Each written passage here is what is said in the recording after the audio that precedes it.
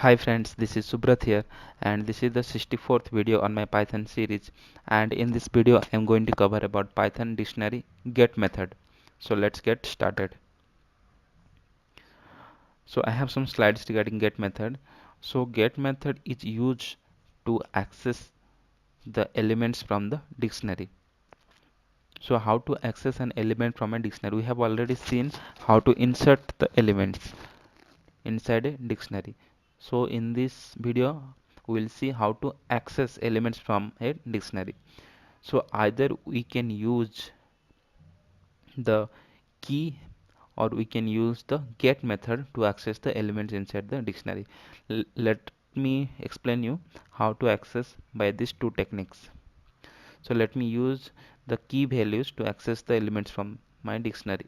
Suppose this is my dictionary I have, and these are my key 1 2 3 4. These are my keys. I can use the keys to access element from my dictionary. So keys are unique in nature, that's why you can use the keys to access the elements. So let's try with values whether I'm getting any keys or not. So with values you can't access elements. With keys only you can access elements from a dictionary. And another technique is that we have get method. By using the get method we can get the values from a dictionary. So let's see that. So my dictionary dot I can use get method and I can pass the key as a parameter. So then I can get the values from a dictionary.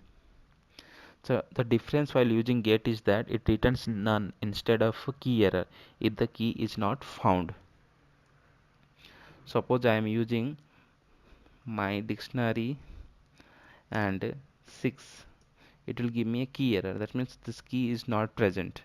If I am using same with the get method, it will not give me any error.